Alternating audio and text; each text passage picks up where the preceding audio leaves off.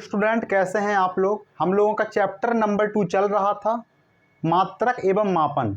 उसमें बहुत सारी चीज़ें हम लोगों ने जानी थी। आज क्या जानना है, द्रव्यमान का मापन तथा समय का मापन। स्टार्ट करते हैं द्रव्यमान के मापन से कि द्रव्यमान का मापन क्या होता है।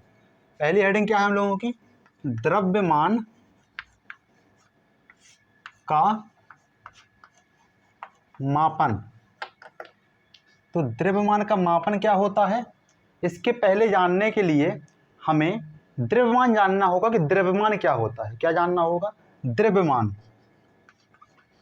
द्रव्यमान यानी जो भी वस्तु है जो स्थान घेरती है, हम लोगों ने पढ़ा था, जिसमें द्रव्यमान जो स्थान घेरती है, जिसका वजन होता है, वो क्या है, द्रव्यमान है। ठीक है, अब स्थान कौन घेरेगा, द्रव्यमान घेरेगा। लेकिन अब थोड़े बड़े हो चुके हैं तो कुछ यूनिक परिभाषा देते हैं। तो द्रव्यमान किसी वस्तु का मूलभूत गुण है। मूलभूत क्या होता है, जो उसके अंदर हमेशा क्या होता है, अंदर निहित होता है। मूलभूत मतलब फंडामेंटल प्रॉपर्टी किसी की क्या होती है, जो उसके अंदर निहित होती है।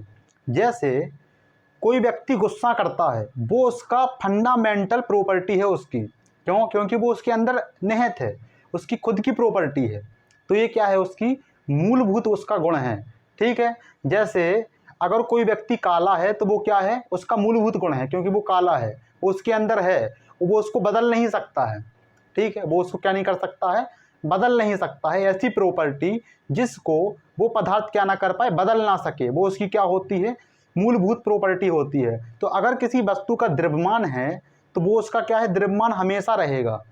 वो उसको ऐसा नहीं है कि द्रव्यमान उसका क्या हो जाएगा, खत्म हो जाएगा। अगर द्रव्यमान खत्म हो गया तो समझ लो वस्तु भी खत्म हो गई। ठीक है, वही कॉन्सेप्ट लगेगा यहाँ पे, एनर्जी में कन्वर्ट हो जाएगा। तो वस्तु ही नहीं रहेगी तो हमारा द्रव्यमान कहाँ से रहेगा। तो द्रव्यमान क्या है, किसी वस्तु का, किसी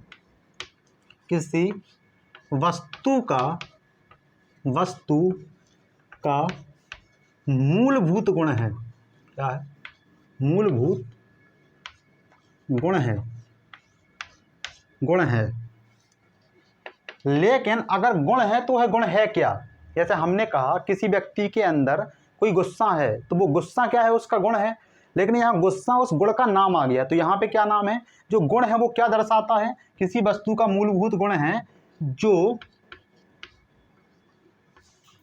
उस वस्तु का परिमाण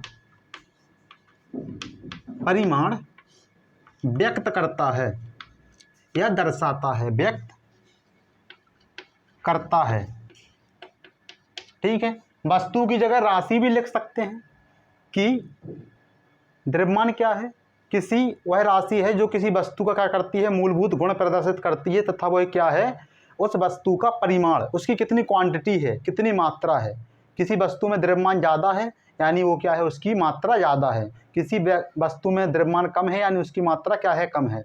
तो यह जो गुण है हमारा द्रव्यमान, वो क्या दर्शा रहा है, यहाँ पे क्वांटिटी यानी मात्रा को दर्शा रहा है। तो आप लोग द्रव्यमान समझ गए कि द्रव्यमान क्या होता है। अब द्रव्यमान के प्रकार जानते हैं।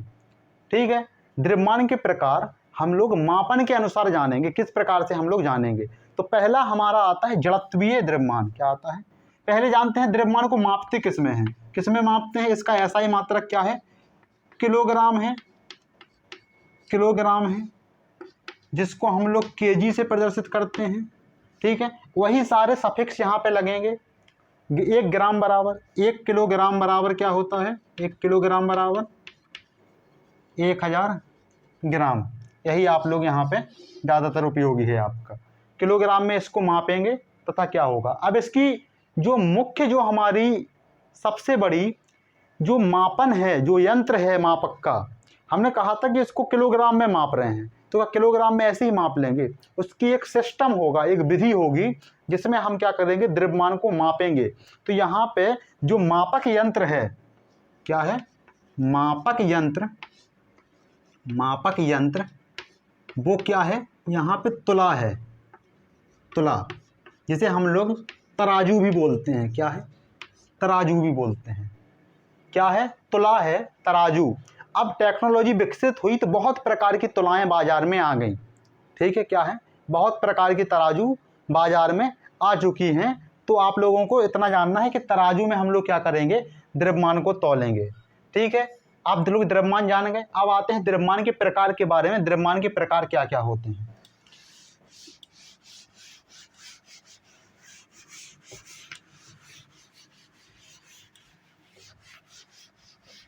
मापन के अनुसार यहाँ पे बात हो रही है, तो द्रव्यमान के दो प्रकार होते हैं। कितने होते हैं? दो प्रकार होते हैं। दो कौन कौन से प्रकार होते हैं? पहला होता है जड़त्वीय।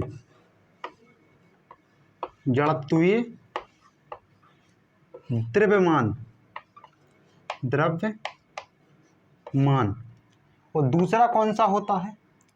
दूसरा होता है हम लोगों का गुरुत्वीय द्रव्यमान। गुरुत्वीय द्रव्यमान। दूसरा कौन सा होता है? गुरुत्वीय द्रव्यमान। पहला होता है जड़त्वीय द्रव्यमान, दूसरा होता है गुरुत्वीय द्रव्यमान। तो अलग अलग करके इनको समझते हैं। ठीक है, डिफिनीशन नहीं लिखेंगे आप लोग क्योंकि इतना ज़्यादा उपयोगी नहीं है, समझ जाएंगे। जड़त्व क्या होता है? न्यूटन का नियम पढ़ा होगा, शायद क्लास 10th में पढ़ा होगा आप लोगों ने। अगर नहीं पढ़े हैं, अच्छे से स्टडी नहीं किए हैं क्योंकि कोरोना चल रहा था, तो क्या होता है जड़त्व? जड़त्व का जो नियम था न्यूटन का, वो इस प्रकार था कि कोई वस्तु अगर गतिमान है तो वो गतिमान रहेगी, अगर कोई वस्तु रुकी हुई है यानी जो इसकी स्थिति है वो अपनी स्थिति में ही रहेगी तब तक जब तक उसमें कोई बाह्य बल न लगाया जाए। ये था जड़त्व का नियम। यानी अब हमने कोई वस्तु को अगर चला दिया ऐसे तो वो हमेशा चलती रहेगी, लेकिन वो रुक क्यों जाती है? क्योंकि अगर ज़मीन में चलाया है तो ज़मीन में घर्षण बल लग रहा है। दो वस्तुओं को आपस में रगड़न के कारण जो बल होता है वो घर्षण बल होता है, तो उसमें घर्षण बल लग रहा है, वायु का भी बल लग रहा है और गुरुत्वाकर्षण भी बल लग रहा है, तो यहाँ पे वो वस्तु रुक जाएगी। लेकिन हमने क्या कहा था? कोई भी नियम, कोई भी लॉ, कोई भी सिद्धांत, कोई भी सूत्र फिजिक्स का किस में होता है? वैक्यूम में होता है, जहाँ पे कोई भी बल नहीं लगता है, यहाँ कोई भी माध्यम नहीं होता है। तो वैक्यूम में जब तक कोई बाह्य बल न लगाया जाए, यहाँ पे बाह्य बल कार्य कर रहे हैं। कोई वस्तु को अगर हमने चला दिया ज़मीन में, वो तब तक क्यों नहीं चल रही है? क्यों? क्योंकि यहाँ पे बल लग रहा है, घर्षण बल, ये बाह्य बल है, गुरुत्वाकर्षण बल, ये भी बाह्य बल है, एयर का बल है यानी हमारे हवा का जो बल होगा वो भी क्या है? बाह्य बल है। ठीक है, लेकिन जड़त्व क्या था? जड़त्व यहाँ पे जड़त्व वो था किसी वस्तु का ऐसा गुण जो अपनी स्थिति में ही रहना चाहता है। अगर वो रुकी हुई है तो वो रुकी हुई रहेगी। क्यों? क्योंकि वो अपनी स्थिति में रहना चाहती है। कैसे? हमने कहा था उसमें, उस नियम में कहा गया था, जो एग्जाम्पल थे कि अगर कोई व्यक्ति खूब तेज़ी से मोटरसाइकिल चला रहा है, जैसे ही वो रुका तो वो जो सवारी होगी वो क्या होगी? आगे की तरफ झुक जाएगी। क्यों? क्योंकि सवारी जो थी वो एकदम स्थिर थी और गाड़ी चल रही थी, स्थिर थी, और गाड़ी क्या कर रही थी? चल रही थी। और गाड़ी की जो स्थिति थी वो हमेशा चलते रहने की थी। ये जड़त्व का नियम है, जो जड़त्व का गुण है वो क्या है? अपनी स्थिति में बने रहने का है। लेकिन जब बाह्य बल लगाया गया यानी ब्रेक लगाया गया तो जड़त्व क्या हो गया? यहाँ पे अपना गुण प्रदर्शित करेगा। जड़त्व ने क्या किया? वस्तु को चलने के लिए अग्रसर किया कि वो चलती रहे, लेकिन बाह्य बल ने उसको रोकने का वो किया। तो वहाँ पे जो तीसरा जो हमारा लॉजिक निकला कि वो क्यों झुका आगे की तरफ? क्योंकि वहाँ पे जड़त्व कार्य कर रहा था। ठीक है, तो यहाँ पे जड़त्व कैसा है? अगर कोई वस्तु चल रही है, कोई वस्तु रुकी है, तो जड़त्व के अधीन यहाँ पे काम करना है। जड़त्व के साथ अगर कोई बाह्य बल लगाएंगे तभी वस्तु की स्थिति में क्या होगा? परिवर्तन होगा। तो यहाँ पे जो द्रव्यमान का जो फॉर्मूला होता है, द्रव्यमान बराबर क्या होता है? द्रव्यमान बराबर F = ma से क्या आ जाएगा? हमारा बल बटे त्वरण। क्या आ जाएगा? बल बटे त्वरण। ये आप लोगों ने फॉर्मूला पढ़ा है? नहीं पढ़ा है तो देखो, द्रव्यमान बराबर यानी m बराबर क्या होता है? बल कैपिटल F अपॉन त्वरण क्या होता है? a होता है। ये वाला फॉर्मूला आप लोगों ने जाना है। तो यहीं से देखना है, जो यहाँ पे फोर्स कार्य कर रहा है वो क्या कर रहा है? बाह्य बल कार्य कर रहा है। क्या कर रहा है? बाह्य बल वस्तु की स्थिति में परिवर्तन करने के लिए। वस्तु क्या है? द्रव्यमान है, द्रव्यमान एज्यूम करेंगे। यानी हमारी जो वस्तु है वो गतिमान है या रुकी हुई है, उसकी स्थिति में परिवर्तन करने के लिए, उसकी स्थिति में परिवर्तन करने के लिए यानी उसकी गति में परिवर्तन करने के लिए बाह्य बल तथा बाह्य बल लगाने से जो उस वस्तु में त्वरण उत्पन्न हुआ उसका अनुपात क्या कहलाएगा? हमारा जड़त्वीय द्रव्यमान कहलाएगा। कोई वस्तु है, जैसे ये वस्तु है, एग्जाम्पल के तौर पर समझो, ये वस्तु है, इसमें कोई बाह्य बल इस तरफ से लगाया गया। जब बाह्य बल लगाया गया तो ये वस्तु गति करेगी, यानी इसमें कोई वेग उत्पन्न होगा। वेग परिवर्तन की दर को क्या कहते हैं? हम लोग त्वरण कहते हैं। तो जो बल लगाया गया, बल कितना, मान लो F लगाया गया, तथा इसमें जो त्वरण उत्पन्न हुआ वो A हुआ, यही क्या है? अनुपात हमारा जड़त्वीय द्रव्यमान है। ठीक है, यही क्या है? हमारा जड़त्वीय द्रव्यमान है। जड़त्वीय द्रव्यमान समझे, किसी वस्तु की स्थिति में परिवर्तन चल रही है, अगर वो एक कांस्टेंट तरीके से चल रही है तो उसका त्वरण क्या है? नियत है। अगर कोई वस्तु अपने वेग में परिवर्तन नहीं कर रही है, चाहे वो 200 की स्पीड से चले, चाहे वो 180 के, जितनी भी उसकी स्पीड रहे, अगर वो बराबर चल रही है तो उसमें कोई भी त्वरण नहीं होगा। क्यों? क्योंकि त्वरण तो वेग की परिवर्तन की दर होती है। जब परिवर्तन ही नहीं हो रहा है वेग में, एक नियत वेग है, कांस्टेंट वेग है, तो वहाँ त्वरण नहीं होगा। और अगर कोई वस्तु चल रही है, तेजी से चल रही है, उसको रुकाने में भी हमें बल लगाना पड़े, तब भी वहाँ पे जड़त्वीय द्रव्यमान होगा। क्या होगा? जड़त्वीय द्रव्यमान। तो अब जड़त्वीय द्रव्यमान के बारे में देखते हैं थोड़ा सा। यहाँ गुरुत्वीय द्रव्यमान को रफ करते हैं। परिभाषा आप लोग इस सूत्र से लिखेंगे। सूत्र क्या है? F = ma से आया है, m = F/a, बल बटे त्वरण, ये आया है आप लोगों का यहाँ से फॉर्मूला। जो जड़त्वीय द्रव्यमान को मापने, हमने क्या कहा था कि जो मापा जाता है द्रव्यमान वो हमेशा तुला में मापा जाता है। तो जो जड़त्वीय द्रव्यमान को मापेंगे, किस में मापेंगे? मापक यंत्र यहाँ पे क्या है? मापक यंत्र एक तुला है, जड़त्वीय तुला। क्या है? जड़त्वीय तुला। जड़त्वीय तुला। और जड़त्वीय तुला आप लोग सर्च करेंगे, किताब में लिखा होगा तो उसको पढ़ लेंगे। यहाँ जड़त्वीय तुला के बारे में हम नहीं बताएंगे। तो जो जड़त्वीय तुला है, उस तुला से जड़त्वीय द्रव्यमान को मापा जाता है। अब आते हैं गुरुत्वीय द्रव्यमान पे। गुरुत्वीय द्रव्यमान कि गुरुत्वीय द्रव्यमान क्या होता है? गुरुत्वीय द्रव्यमान आप लोगों ने देखा होगा, किसी द्रव्यमान को अगर हम लोग ऊपर से, यानी ये चौक है, इसको छोड़ेंगे तो जमीन में जाके गिरेगी। कोई भी न्यूटन वाला कॉन्सेप्ट जानते हैं, न्यूटन का क्या है, हमारे फिजिक्स में बहुत ज़्यादा योगदान है। अब यहाँ फिर से न्यूटन आ गए, गुरुत्वीय जड़त्वीय द्रव्यमान में भी आ गए थे। फर्स्ट नो जड़त्व का जो नियम था, यहाँ भी आ गए। तो गुरुत्वाकर्षण का सिद्धांत भी न्यूटन ने दिया है, और गुरुत्वाकर्षण से बना है गुरुत्वीय। तो देखते हैं, न्यूटन तो आएंगे। तो न्यूटन का जो सेब था, यानी सेब को क्या है, अगर ऊपर से जो पेड़ से गिरा तो जमीन पे गिरा, कोई भी वस्तु क्या होगी? जमीन पे गिरेगी। तो यहाँ पे जब कोई भी वस्तु यहाँ से छोड़ी जाती है, यहाँ से जब छोड़ी जाएगी तो उसका वेग परस्पर क्या हो जाएगा? बढ़ता जाएगा। यहाँ से यहाँ तक का अगर कोई वस्तु यहाँ से गिर रही है, जमीन की तरफ गिर रही है, तो इसका वेग अगर हम लोग यहाँ पे मापेंगे वस्तु का तो कम रहेगा, अगर यहाँ पे मापेंगे तो क्या रहेगा? ज़्यादा रहेगा। ठीक है, यानी पृथ्वी पे जब तक आएगी तब तक बहुत तेजी से गिरेगी। वो क्या होगी? बहुत तेजी से गिरेगी। अब देखो यहाँ पे क्या है, जब वस्तु के वेग में परिवर्तन हो रहा है तो वहाँ पे एक त्वरण उत्पन्न होगा, लेकिन त्वरण भी कांस्टेंट हो सकता है। क्यों? क्योंकि अगर वेग एक कांस्टेंट वैल्यू से परिवर्तित हो रहा है, हमको पता है कि 1 किलोमीटर में गाड़ी की रफ्तार कितनी होगी?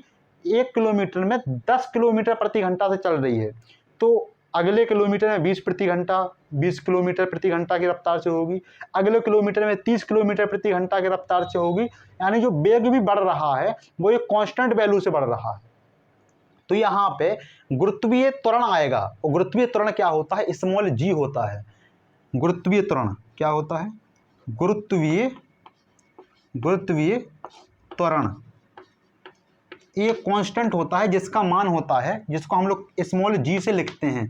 गुरुत्वीय त्वरण को स्मॉल g से लिखते हैं, जिसका मान होता है 9.8 मीटर प्रति सेकंड स्क्वायर। त्वरण का मात्रा क्या होता है? मीटर प्रति सेकंड स्क्वायर। ठीक है, तो यहाँ जो त्वरण होगा वो कौन सा त्वरण होगा? हमारा गुरुत्वीय त्वरण होगा। गुरुत्वीय द्रव्यमान को माप रहे हैं, जो त्वरण होगा वो क्या होगा? गुरुत्वीय त्वरण होगा। तो अब देखो यहाँ भी वही वाला फॉर्मूला लगाएंगे, F = और F में हम लोग Fg लिखे दे रहे हैं। क्या लिखे दे रहे हैं? Fg, सफिक्स में Fg लिखे दे रहे हैं, क्योंकि यहाँ से पता चल जाएगा कि जो हमारा फोर्स है वो कौन सा है? गुरुत्वाकर्षण बल यहाँ पे लग रहा है। Fg बराबर क्या हो जाएगा? m और g, और यहाँ पे जो स्मॉल g है सफिक्स में नहीं है, इनटू में है, द्रव्यमान के क्या है, गुणा में है, क्या है हमारा स्मॉल g, जिसकी वैल्यू 9.8 मीटर प्रति सेकंड स्क्वायर होगी। यहाँ से m का मान निकालेंगे तो क्या हो जाएगा, Fg अपॉन g। परिभाषा क्या होगी कि कोई वस्तु गिर रही है तो उसमें जो त्वरण होगा तथा जो बल लग रहा है, जो गुरुत्वाकर्षण बल लग रहा है, यही गुरुत्वाकर्षण बल ही डिसाइड कर देगा हमारे द्रव्यमान को। क्यों? क्योंकि यहाँ पे ये क्या है, जी तो कांस्टेंट है, यहाँ पे 9.8 ही रहना है। तो यहाँ पे जो गुरुत्वाकर्षण, यानी अगर हमारा बड़ा द्रव्यमान रहेगा तो गुरुत्वाकर्षण बल ज़्यादा रहेगा, और अगर कम रहेगा गुरुत्वाकर्षण बल कम रहेगा। गुरुत्वाकर्षण बल कम रहेगा तो हमारा द्रव्यमान भी कम रहेगा। लेकिन ये तो कांस्टेंट है जी, व्युत्क्रमानुपाती में है। अगर बढ़ता हमारा जी तो क्या होता है, द्रव्यमान घटता। लेकिन यहाँ पे बढ़ने घटने से कोई मतलब ही नहीं है, क्योंकि ये तो क्या है, कांस्टेंट है। तो गुरुत्वाकर्षण बल हमने बताया था कि अगर बड़ा द्रव्यमान है तो ज़्यादा लगेगा, कम द्रव्यमान है तो कम लगेगा। यहाँ पे वो फॉर्मूला आप लोग करो, गुरुत्वाकर्षण बल का फॉर्मूला क्या था, F = capital G into m1 m2 upon r²। यहाँ पे कोई भी एक द्रव्यमान हमारा पृथ्वी है, एक द्रव्यमान तो क्या है, पृथ्वी है, दूसरा द्रव्यमान हम लोग अपना ले रहे हैं, 1 किलोग्राम 2 किलोग्राम 3 किलोग्राम जितना भी लेना है वो ले रहे हैं। एक तो हमारा यहाँ पे कांस्टेंट है पृथ्वी, ठीक है। तो यहाँ पे क्या देखना है कि द्रव्यमान ज़्यादा होगा तो हमारा गुरुत्वाकर्षण बल ज़्यादा लगेगा। तो यहीं से लगा लेंगे हम लोग अंदाज कि गुरुत्वाकर्षण बल तथा गुरुत्वीय त्वरण के अनुपात का जो हमारा सॉल्यूशन होगा, जो अनुपात होगा, वही क्या होगा, गुरुत्वीय द्रव्यमान होगा। गुरुत्वाकर्षण बल तथा गुरुत्वीय त्वरण का अनुपात क्या होगा, गुरुत्वीय द्रव्यमान होगा। फॉर्मूला से यहाँ पे आ गया। इसको किस में नापते हैं, इसको मापते हैं स्प्रिंग तुला में। इसका जो मापक यंत्र है, गुरुत्वीय द्रव्यमान का मापक यंत्र क्या है, स्प्रिंग तुला। स्प्रिंग तुला है, क्या है, स्प्रिंग तुला है। गुरुत्वीय द्रव्यमान को मापने की जो तुला है वो क्या है, स्प्रिंग तुला है। तो यहाँ पे भी कन्फ्यूजन नहीं होना है। इस प्रकार से होती है स्प्रिंग तुला। देखो थोड़ा सा लिख लेंगे, देखो रब कर रहे हैं। स्प्रिंग तुला कुछ इस प्रकार से होती है, इस प्रकार से। ये स्प्रिंग है हमारी, और इसी में यहाँ क्या लगा होता है, द्रव्यमान लटका होता है। कोई भी जो इसका है जो है वेट होगा, मान लो 1 kg है, तो ये जो है कम खुलेगी। इसी में अगर हमने इसी एक ही स्प्रिंग है, इसमें हम लोगों ने ज़्यादा द्रव्यमान लटका दिया 2 kg का, तो ये क्या होगी, ज़्यादा दूर तक आ जाएगी फैल करके। तो ये इसी सिद्धांत पे काम करती है। जो हमारी स्प्रिंग होती है उसके जो हमारे जो पैंच होते हैं, जितने उसमें घुमावदार, उसे क्या बोलते हैं, कुंडलियाँ होती हैं। अगर खिंचाव ज़्यादा होगा, कुंडलियों के बीच का जो डिफरेंस होगा उसको नापते हैं, वहीं से आता है कि हमारा द्रव्यमान कितना है। तो गुरुत्वीय द्रव्यमान को मापने के लिए जो मापक यंत्र होता है वो क्या होता है, गुरुत्वीय तुला होती है। समझे आप लोग, ठीक है। अब ये तो हो गई एक बड़े बड़े द्रव्यमानों को मापने की बात। छोटे द्रव्यमान अगर बहुत मीजर द्रव्यमान हैं तो उसको हम लोग किस राशि में मापेंगे, किस मात्रक में मापेंगे, ठीक है। जो हमारे छोटे छोटे जो द्रव्यमान होते हैं, तो आप लोगों ने सुना होगा 1 यूनिट 2 यूनिट, ये हमारे परमाणु नाभिकों को मापने के होते हैं। तो इसको देखेंगे आप लोग कि उसको किस में मापते हैं, क्या है।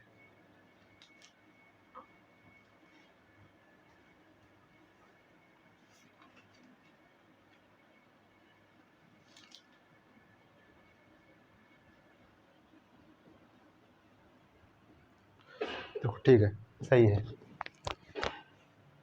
क्या बता रहे थे आप लोगों को कि जो हमारे छोटे छोटे कण होते हैं उनको किस में हम लोग मापते हैं, उसका जो मात्रक होता है वो क्या होता है, तो वो होता है यूनिट। क्या होता है, यूनिट। एकीकरण परमाणु संहति मात्रक भी कहते हैं इसको, एकीकृत परमाणु संहति मात्रक भी कहते हैं, लेकिन हम लोग यूनिट मानेंगे। तो एक यूनिट बराबर कितना होता है, 1.66 इंटू 10⁻⁻27 किलोग्राम, ये इसका मात्रक होता है, ठीक है। ये क्या होता है आप लोगों का मात्रक होता है। परमाणुओं को, छोटे छोटे परमाणुओं को मापने के लिए। इसमें आप बहुत ज़्यादा डिस्कस नहीं करेंगे। इसी में हम लोग करते हैं डिस्कस समय को मापने का। ये आप लोग समझ गए होंगे। अब जानेंगे समय क्या होता है। ठीक है,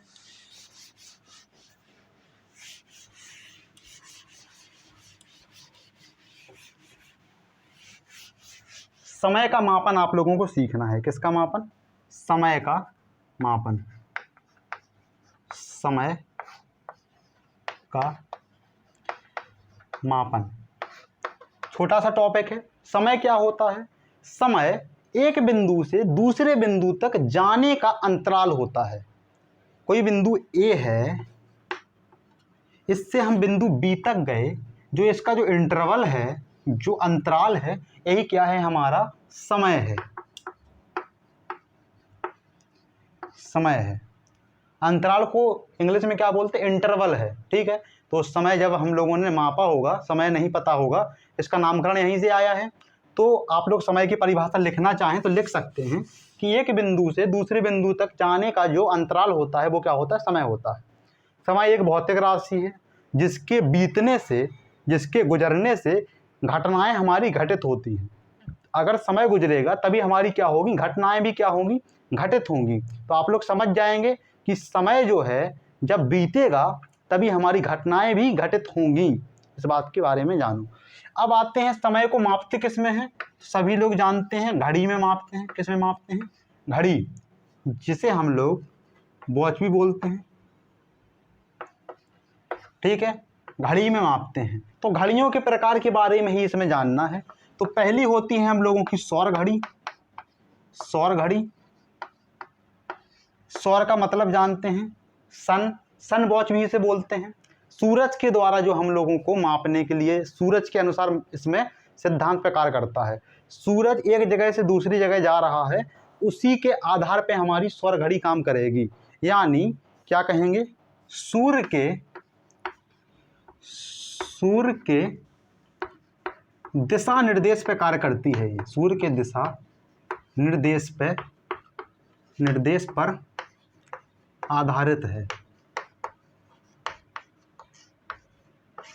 आधारित है। सूर्य के दिशा निर्देश पे क्या है? ये सौर घड़ी आधारित है। दूसरी क्या है? परमाणु घड़ी। परमाणु घड़ी, जिसे हम लोग इंग्लिश में बोलते हैं एटॉमिक वॉच। Atomic watch. अच्छा, परमाणु घड़ी जब हमने सेकंड की परिभाषा दी थी तो वहाँ बताए थे कि जो सीजियम धातु का परमाणु होता है वो इतने बार, कितने बार, क्योंकि बहुत बड़ा नंबर था, याद नहीं है, तो ये इतने बार क्या करता है? कंपन करता है, तब जाके 1 सेकंड बनता है। वहीं पे एक बहुत बड़ी थ्योरी, मतलब वहाँ पे बहुत ज़्यादा डिस्कशन किए थे कि कोई परमाणु कंपन करता है, हर एक परमाणु कंपन करता है। तो वहीं से एक परमाणु घड़ी आई। शुरुआत में तो हमारी सीजियम धातु के कंपन से ही क्या बनी थी? घड़ी बनी थी। अब तो कई सारे परमाणुओं से भी घड़ी बनने लगी हैं। ठीक है, तो यहाँ पे क्या है? ये परमाणु के कंपन पे आधारित घड़ी होती है। क्या होती है? परमाणु के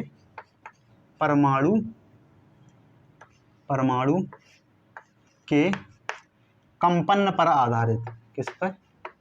कंपन पर आधारित होती है।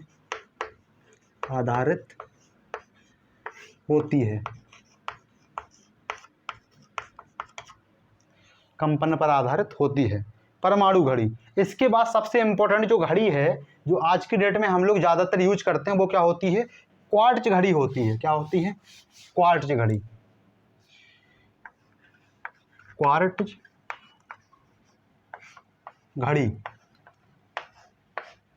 जिसे बोलते हैं QUART, ये क्वार्ट्ज वॉच, WA। देखो ये किस प्रकार कार्य करती है, इसके बारे में जानना है आप लोगों को। तो जो हमारा क्वार्ट्ज होता है उसका एक घनावकार टुकड़ा लेते हैं। देखो इस प्रकार एक टुकड़ा लिए, इस प्रकार कोई टुकड़ा लिए, ठीक है, उसके एक सिरे में और दूसरे सिरे में इस प्रकार एक किसी चालक तार से जोड़े तथा उसमें एक प्रत्यावर्ती धारा लगाए। प्रत्यावर्ती धारा क्या होती है? प्रत्यावर्ती धारा। प्रत्यावर्ती धारा भी एक बड़ा चैप्टर है, तो हमें लगता है कि यहाँ पे समझाना जो है ज़्यादा इम्पोर्टेंट नहीं है, लेकिन जानो प्रत्यावर्ती धारा क्या है। जिसे हम लोग बोलते हैं अल्टरनेटिंग करंट, अल्टरनेटिंग करंट,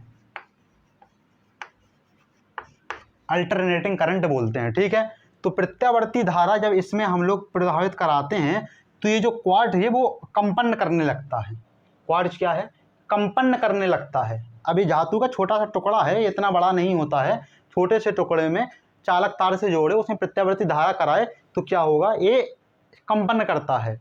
और हमने बताया था कि फिजिक्स का कोई भी फॉर्मूला ऐसी जगह पे किया जाता है एक्सपेरिमेंट जहाँ पे बाह्य बल नहीं होता है, यानी एक बार कंपन कराए तो ये कंपन करता रहेगा, ठीक है। कंपन कराए तो कंपन करता रहेगा। तो यहीं से ये जो हमारी क्वार्ट्ज घड़ी होती है ये इसी बेस पे आधारित होती है। लेकिन अब हम लोगों की घड़ी तो हमारे इसी दुनिया में एग्जिस्ट करती हैं, जहाँ पे हवा भी है, हर चीज़ है, माध्यम भी है, तो वो कैसे एग्जिस्ट करती हैं? तो वो एक टाइम बनाए रहती हैं कि इतनी देर में जो सेल लगा रहता है, सेल हमारा, वो प्रत्यावर्ती धारा को ही क्या करता है, उपयोग में लाता है। यानी वहाँ से प्रत्यावर्ती धारा हम लोग लेते हैं, तो जैसे ही कंपन होना बंद होता है तो वो क्या कर देता है, धारा वहाँ भेज देता है और फिर से कंपन करने लगती है घड़ी, जिससे हमारे सेकंड क्या होते हैं, चलते रहते हैं, वो एक सिस्टम बना रहता है। तो क्वार्ट्ज घड़ी किस पे काम करेगी, आधारित होगी कि एक क्वार्ट्ज का छोटा सा टुकड़ा लेंगे घनावकार, उसको चालक तार से जोड़ेंगे, उसमें प्रत्यावर्ती धारा प्रभावित कराएंगे, तो वो क्वार्ट्ज का जो टुकड़ा होगा वो कंपन करेगा, उसी कंपन के आधार पे क्या होगी, हमारी क्वार्ट्ज घड़ी होगी, ठीक है। तो आप लोग समय का मापन भी समझ गए। तो आज के लिए इतना ही, मिलते हैं अगले लेक्चर में, तब तक आप लोग बने रहिए, पढ़ते रहिए, ठीक है। और वीडियो को अपने सारे दोस्तों में शेयर भी कर दीजिए, तो ठीक है। इसको लिख लेंगे आप लोग, क्या होगा, इसकी थ्योरी भी आप लोग लिख लेंगे, ठीक है, बता दिए हैं, ठीक है।